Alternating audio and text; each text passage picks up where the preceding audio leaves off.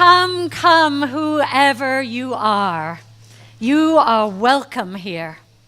No matter your age, your size, the color of your eyes, your hair, your skin, you are welcome here. No matter how you came here, if you came alone or with others, you are welcome here. No matter whom you love or how you speak or whatever your abilities, you are welcome here. Whether you come with laughter in your heart or tears in your eyes, you are welcome here. If you come here with an open mind, a loving heart, and willing hands, then you are indeed welcome here. Come, let us worship an inclusive, creative approach to life where lights will go on and off, and we will just flow with it. I'd like to invite Jonathan Lovett now to come up and share his poetry as we light our chalice, which is our Unitarian Universalist symbol for hope and light. Now, welcome, Jonathan. Thank you. For me, poetry is a way to deal with things as they're happening, but also sometimes after they happen as a way to sort through things in the past. So this poem is called Uplifted. Wake up, go back to sleep. Wake up, look out the window. What time is it? Go back to sleep. Wake up, eat an entire bag of chips, go to the bathroom, sleep. Wake up. You can't keep doing this, still sleep. Wake up, wake up! There was no alarm set. Alarm substituted by my own subconsciousness. The sun showed me it was well past noon. I had learned to read the sun from my window because I didn't want to check my phone. How many days has it been? Weeks? Oh. Sit up, right leg first, then left leg, then stand. One foot in front of the other to get to the bathroom, to see my face in the mirror, to say, who is that? To muster up the strength, to brush my teeth, to get in the shower, even if I just sit on the floor and let the water run, indistinguishable from tears, at least I'm clean. To be uplifted, what does that mean, uplifted? We get so caught up in large emotions. Emotions get so caught up with us, we forget what it feels like to feel nothing, and then something, to be uplifted.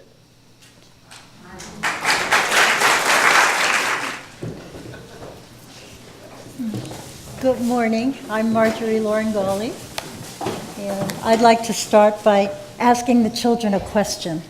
And my question is this. How many of you enjoy it when your mom or dad or anyone at all reads to you? Raise your hands. Okay. Now I have a question for the grown-ups. Can I have a show of hands if at some time you used to be a kid? Everyone used to be a kid. Yeah, I'll say. And how about a finger wiggle if anyone enjoyed a mom or dad or anyone at all read to them when you were small? And we can wiggle way back at them. We'll do that. Everyone did. When my sister and I were very, very young, our mom used to read to us every day. And when I grew up, I wrote this poem to let my mom know how special story time had been to me. It's called Mother's Gift. We'd take a trip inside a book, pretending we were there, while sitting with my mother in a large and well-stuffed chair. We could go to town and back, sail ships upon the sea, because I had a reading mom who loved to read to me. We'd read of far-off places with strange creatures in the wild. I was so very blessed, you see, to be a read-to child. Moonlight could appear at noon, the breeze upon my face, and all of these while still we sat entranced in that same space. I would soar above the clouds while sitting on her knee. Before I could quite read, my dears, my mother read to me. Books. Lori Ann could write and Lori Ann could read. Lori said, please give me books, because books are what I need. Taylor chose a book. He read it over there. And then he said, I want more books. I want them everywhere. please put some on the table and put some on a chair. Then put some books in bed with me because we can read in there. I love them in the bathroom. I love them in the car. I love them any place at all. My friends are what books are. Rev Nica asked me to say a few words about what writing poetry or lyric writing means to me. And I had the opportunity of listening to the run-through, so many of the things others will say I resonate with too. I thought of Helen Keller, whose story I read recently, and how this beautiful, intelligent, creative person was trapped inside herself without the ability to, with sound or sight, to communicate and to touch other human beings until you'll recall that near magical moment when she made the connection with the signing on the hand, water, and she knew that everything in the world had a name or could have a name. So in time she began to write essays that were printed, and one time she, without knowing, recreated something that she had read, and she began to doubt that she had any thoughts of her own. Eventually she realized that she did. But to me, the beauty of that is, as I write words and connect to others, I understand that it's a shared language, it's a shared reality, it's a shared spirituality that we connect with. And I'm building every word I use, almost always, is a word somebody else created before me. I'm borrowing and building on and connecting in a community of words and humanity, and sometimes adding to it in a fresh and original way. And that's that combination of community, shared understandings, and building with something new and creative that really inspires me. And then there's music, which is, it's like a whole other magical world, putting them together. So here's a song I wrote called Gratitude. I'm very grateful to have the group here performing it with me.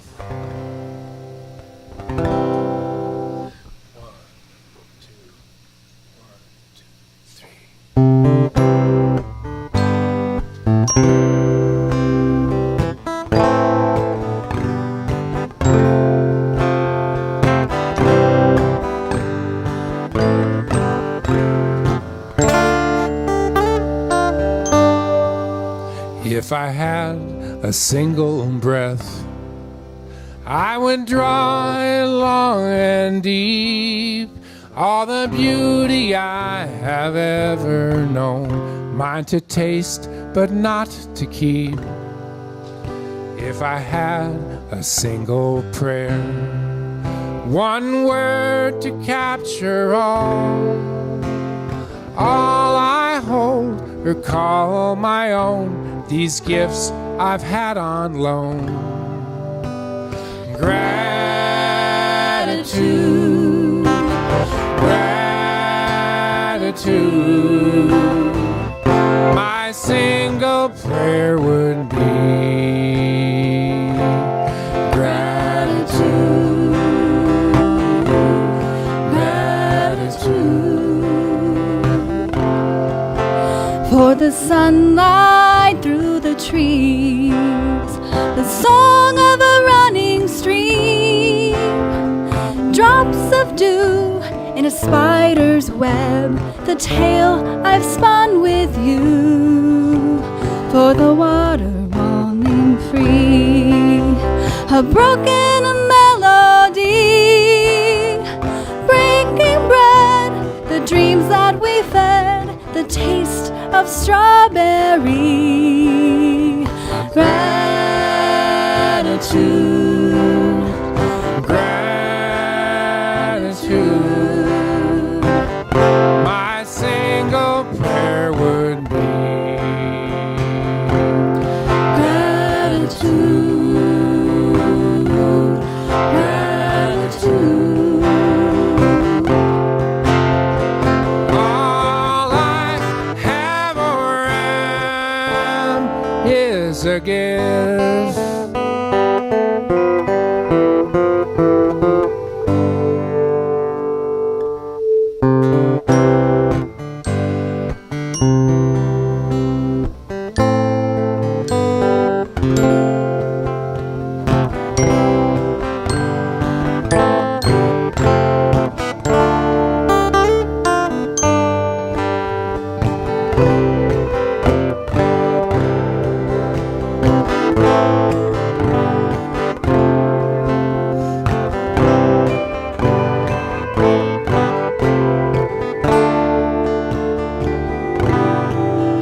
For the strangers I have met, the grace I did not expect, The unseen thread that binds us all, the kindness I can't forget.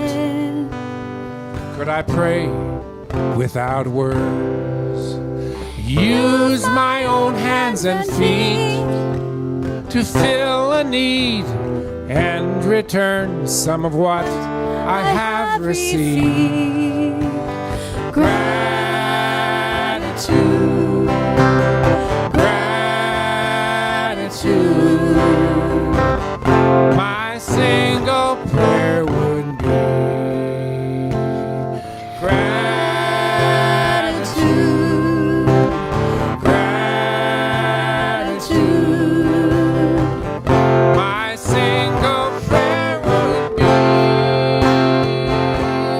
gratitude, gratitude, gratitude.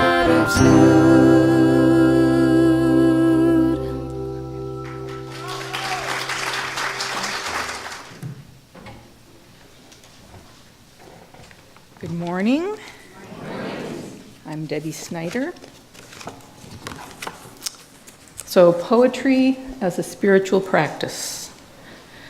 When I stop to consider it, it looks a lot like what goes on inside my head when I wrestle with words. I mostly wrestle to uncover deep feelings, and as it turns out, I sometimes wrestle to deliver a message to myself. Here's a poem on prayer, written to explain to myself that prayer is less like a conversation with the divine and more like an action that we live out through our bodies. Prayer. I don't know how to pray anymore, if ever I did. So, let this load of laundry be my prayer of gratefulness for my life of plenty. Let this bowl of chopped vegetables be my wish for the health of my family. Let me vibrate in harmony in the clamor of happy times. Let this moment of silence be my centering place. Let this thought of my loved one be a beacon for their journey towards enlightenment. Let my confessed regret be a plea for understanding. Let my forgiveness be a vehicle for healing. Let my eyes be a mirror reflecting the goodness in all those I see. Let my hands hold lightly all things that are given. Let my hands release all things taken away. Let me love every moment I am here, painful or ecstatic. Let me walk gently towards my reunion with the earth. Let me feel her embrace. Let me taste the strawberry.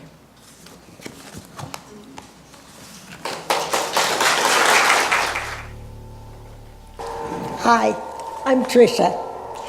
I write and I read poetry because I just love words. I like the sounds they make, I like the rhythm. Also, I like to call attention to some small moment that might go unnoticed otherwise. I wrote this poem about Mother Earth because I suddenly felt this rush of gratitude, like Merlin's song this morning, and I simply had to express it some way. So here we go. It's called Remembering the Earth, Gaia. The soft touch of darkness reminds me of her thoughtful eyes watching from the center of a hurricane. I imagine her thinking of us, how she'd lift her somber hair away from her neck to catch the cool breeze, like a woman tired of a dirty house, noisy children, and a husband who blames them on her. I can even imagine her birth, how she'd kicked and squawked the way my own children did, though she'd been heard around the universe. Then I think, no, the noise must have been her enormous joy, same as mine, at being alive for the first time.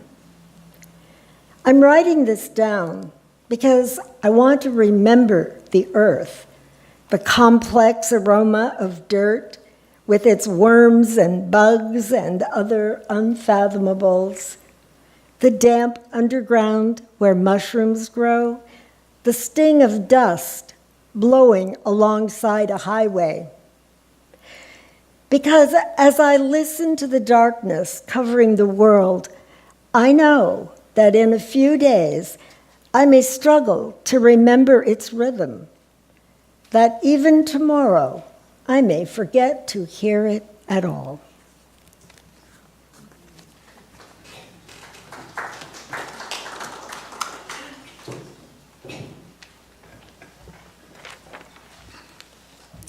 Hi, I'm Ayana Gaines. Writing poetry for me is how I process emotions that are too raw for straightforward thought in the bright light of day.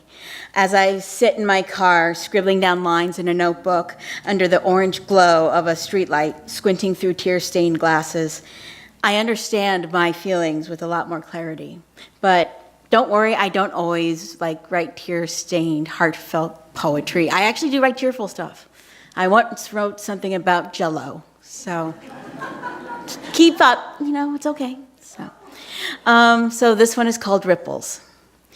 My rowboat sits in the middle of the lake. It is heavy, loaded with my stones of grief, anger, despair. There are no ripples on the lake. The wind that had previously cooled my brow is now gone. Uncharacteristically, the leaves of the willows are quiet. No whispers of consolation, no whispers of understanding. So, I am alone in this. No one witnessing my actions, save for the sun, who is too busy steaming up pavement to care. The decision is mine. Do I continue to carry these burdens, or do I drop them into the lake? How much of a ripple will they make? The ripples affect more than just me. Decisions.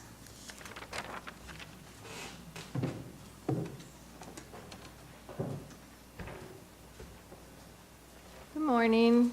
My name is Claudia Bourgeois. I don't remember when I started putting my thoughts down on paper. It just seems that if something moves me, I pick up a pen. There are times when I just feel compelled to write, that I'm the vehicle the words come through. Writing makes me feel connected to something beyond me. So this is one of those musings. And bear with me because I'm really nervous. The tears have created, whoops, sorry, starting with the wrong.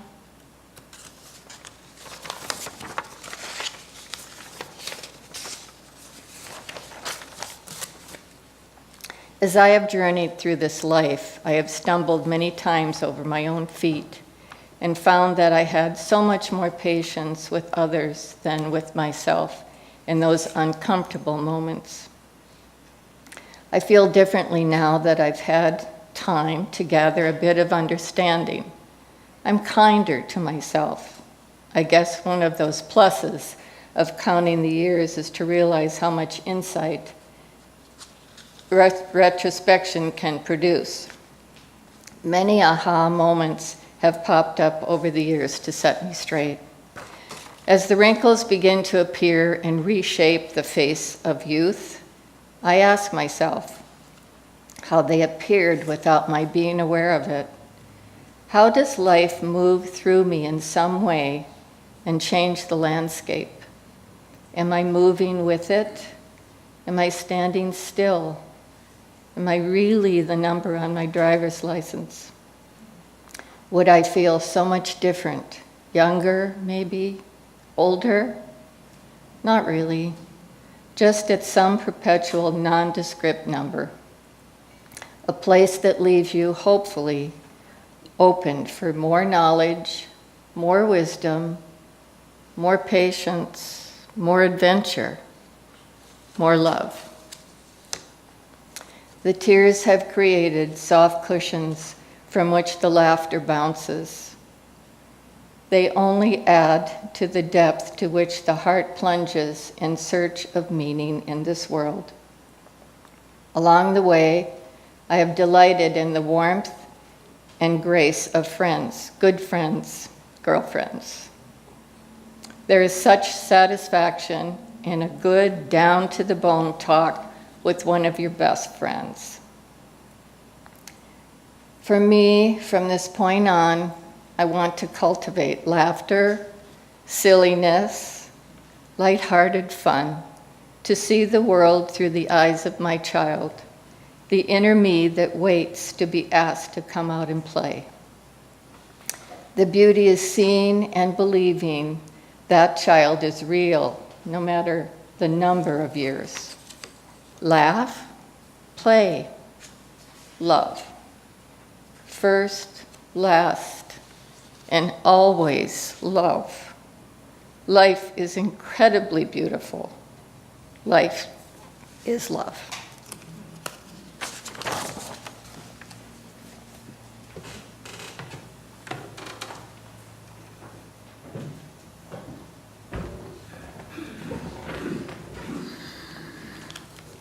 Hi, I'm Marcy Wingard.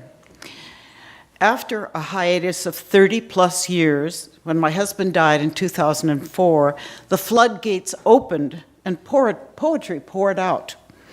What I write in my poetry is the most honest that I ever am. Writing poetry is how I touch my spiritual self and express feelings I don't verbalize any other way.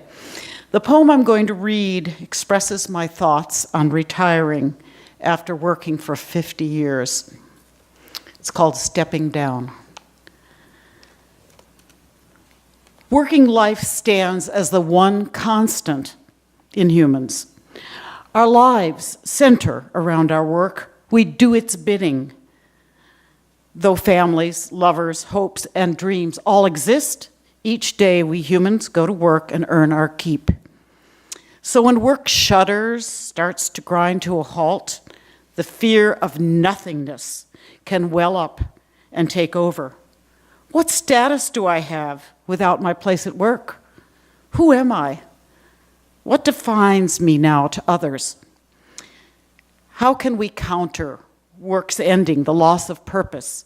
Perhaps the key is stepping down from 5 to 4 to 3. First down to 4 days. No withdrawal symptoms yet. Then a few months down the line, 3 days beckon. And all the while, the empty days get swallowed up with new interests or old ones wakened up anew, finding another place you fit and other needs to fill. New windows open as doors close behind you.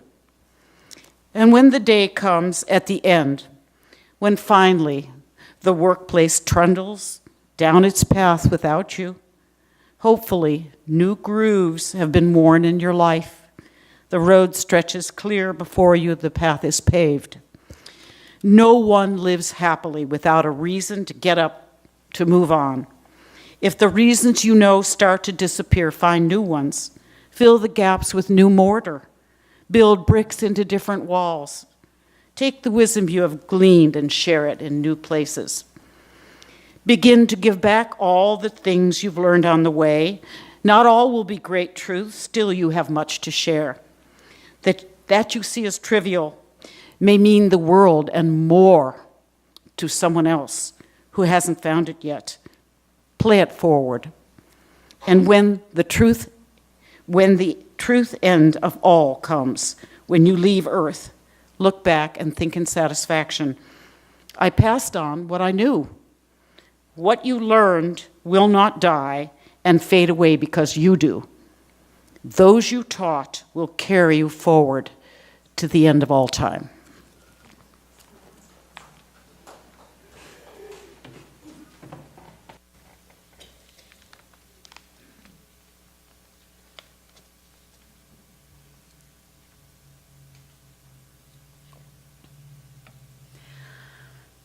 Alone without love or care, blank, dismal faces stare, whitewashed loneliness. That was a haiku I wrote when I was a teenager going through hard times. Writing poetry helped me express my feelings in an emotionally colorful and creative way, which in turn made me feel better, like we've heard from so many people here. My poems were my friends. I could keep them close, confide in them, and they kept my confidences. They allowed me to feel less alone, less misunderstood, and simply okay about what I was feeling. As an adult, I don't often take time to write poetry, even though I deeply connect to its calling. These days, I mostly turn to reading others' poetry as sacred words to meditate on or to be inspired by, whether it's John O'Donohue, David Whyte, Mary Oliver, Maya Angelou, Rumi, Tagore, or Rilke. Reading poetry fulfills me spiritually and brings me to a place of peace, deep reflection, and inspiration. Poet Joan Murray curated a collection of poems entitled Poems to Live By in Uncertain Times. It's actually in our library. She writes, "Poems can cut through confusion to speak knowingly and intimately to us and stir us from within." She put this collection together right after 9/11 and explains that in the midst of uncertain times, poems can be the most comforting and essential equipment for living. Poems can move or caution us. They can lighten us up or help us grieve and heal. Poems have a powerful magic to them that helps make sense of the inexplicable and give voice to the inexpressible. Poetry in its succinct, powerful form can simply transform us. In a recent article in The New Yorker called "Can Poetry Change Your Life?", Louis Menand writes that at all pivotal times in our history, many respond to challenges by writing poetry, while others gain comfort by reading it. There are collections that address wars and terrorism, that discuss climate change, income inequality, and Black Lives Matter. There's been a plethora of poems written and collected after the election to attempt to make sense of the current political landscape. As Menand writes, "When the going gets stressful, the stressed want poems." So if you're looking for hope or for inspiration, for guidance to make it through difficult times, I suggest exploring poems as companions for the journey. I always have a volume next to my bedside for reading in the evening. And in fact, many writers talk about how reading poetry changed their lives and sparked their desire to write. Reading poetry can also be a spiritual practice. I don't know how many of you are familiar with Lectio Divina or sacred reading, but it's a way to help us deepen our understanding of poetry and its impact on us. So initially, Lectio Divina invites us to read a poem out loud several times. And in reading it out loud, we listen for the different cadences and the nuances among the words. After that, writing the poem out by hand creates a different relationship with it and helps us take it in more deeply. And following that, we're encouraged to memorize it. In the process of memorization, we can reflect and even meditate on it, allowing phrases to repeat and play in our minds. And this practice makes these words become a living part of our lives. They can become a vocabulary or a mantra of sorts, which we can then recall with ease when needed. This practice of Lectio Divina can be life-changing by living into and inculcating writings that are sacred to you. Now, as much as reading poetry impacts the reader, writing poetry can also transform the writer, as we've heard from many among us here today. Writing requires us to be present with what is in the moment of writing. It's a mindfulness practice of sorts. If presence is the key to contentment and peace, as Buddhism and many other spiritual traditions would have us believe, then poetry calls us into presence with our thoughts and with the world around us. In fact, Mary Oliver talks about poems as mystical documents and says that her work as a poet is mostly standing still and learning to be astonished. Mostly standing still and learning to be astonished. Poetry allows her to be present and look at the natural world through a lens of awe and amazement. It's as though she worships life through her poetry, which is probably why it's such a favorite among Unitarian Universalists. Because many of us worship life through poetry, art, words, and song. In her poem, Praying, Mary Oliver writes, "Just pay attention. Then patch a few words together. And don't try to make them elaborate. This isn't a contest, but a doorway into thanks and a silence in which another voice may speak." Poetry doesn't just bring Oliver into the present, it provides her with a doorway to gratitude. Just like Merlin's song did earlier, it opened our hearts to gratitude. Gratitude for life. It's a doorway to wonder and awe.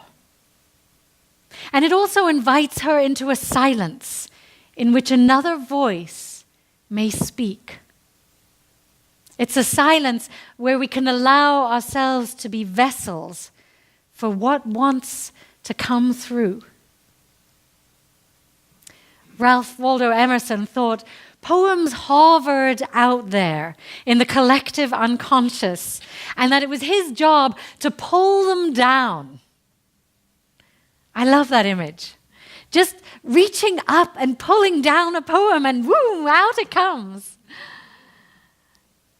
Silence allows us to listen to what wants to come through us or to be pulled down, whether it's a song, a poem, or prose, or some form of art.